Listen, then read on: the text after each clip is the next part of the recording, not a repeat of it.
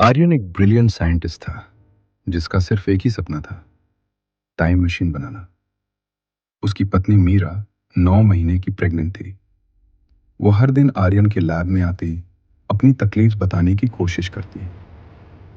आर्यन, आज बहुत दर्द है, क्या तुम थोड़ी देर मेरे पास बैठ सकते हो?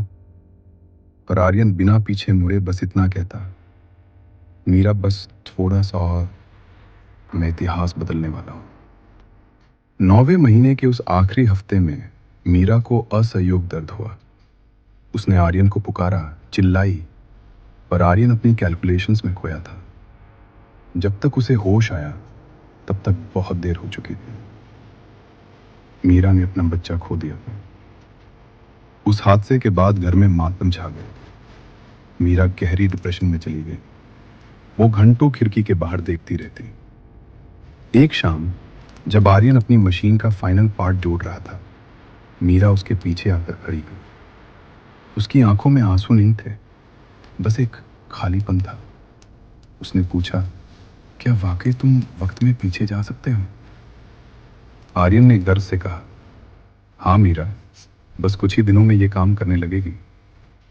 मीरा ने हल्की मुस्कान के साथ अपनी कलाई की नस काट ली। जब तक आर्यन उसकी तरफ झपटा, खून फर्श पर फैल चुका था। अपने आखिरी पलों में मीरा ने आर्यन का हाथ थामकर कहा, जब तुम्हारी मशीन तैयार हो जाए तो अतीत में जाना और खुद से कहना कि इसे कभी मत बनाना। हमारे बच्चे को अपने पिता की जरूरत थी, इस मशीन की नहीं। मीरा के जाने के बाद आर्यन जिंदा लाश बन गया। हफ्तों तक वो सुध बुध खोकर बैठा रहा, पर फिर उसे अपनी पत्नी की आखिरी इच्छा याद आई। उसने दिन रात एक कर दी और आखिरकार मशीन तैयार हो गई।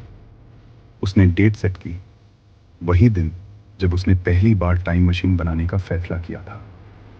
आर्यन अतीत में पहुंचा। उसने अपने पास्ट सेल्फ को देखा, जो जोश में पागल था। फ्यूचर आर्यन ने उसे समझाने की कोशिश की, छोड़ दो इसे आर्यन, ये मशीन सिर्फ मौत लाएगी, अपनी पत्नी को वक्त दो। पर पास्ट आर्यन नहीं माना। वो चिल्लाया, तुम पागल हो, मैं दुनिया का सबसे बड़ा आविष्कार करने वाला हूं। जब बहस बेकाबू हो गई तो फ्यूचर आर्यन को समझ आया कि शब्दों से कुछ नहीं होगा। उसने भारी मन से एक औजार उठाया और अपने पास्ट सेल्फ को मार दिया। फिर उसने पूरी लैब में आग लगा दी ताकि ये फॉर्मूला कभी दोबारा ना बन सके। मरते हुए पास्ट आर्यन की धुंधली नजरों ने देखा कि सामने से मीरा भागती हुई आ रही है, उसे बचाने के लिए। फ्यूचर आर्यन का शरीर धीरे धीरे हवा में गायब होने लगा, क्योंकि उसका अस्तित्व ही मिट रहा था। पर उसकी आंखों में एक गहरी संतुष्टि थी। वो देख पा रहा था कि उसकी वजह से अब मीरा और उसका होने वाला बच्चा एक सामान्य और खुशहाल जिंदगी जी पाएंगे। मीरा उस जलती हुई लैब में अपने पति को ढूंढ रही थी। मीरा भागती हुई लैब के अंदर आई।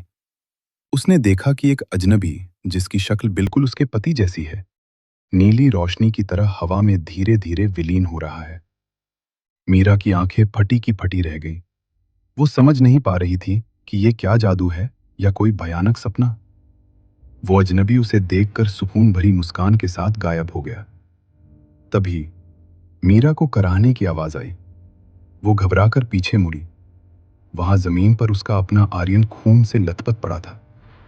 उसने कांपते हुए हाथों से अपनी पत्नी मीरा की तरफ हाथ बढ़ाया। मीरा झपटकर उसके पास बैठी, उसका सिर अपनी गोद में लिया। आर्यन ने टूटी हुई आवाज में कहा, मीरा, मुझे माफ कर दो। मैं सब छोड़ दूंगा। मुझे सिर्फ तुम और हमारा बच्चा चाहिए। मीरा रोते हुए उसे संभालने लगी, पर उसके मन में अब भी उस हवा में गायब हुए अजनबी की तस्वीर छपी हुई थी।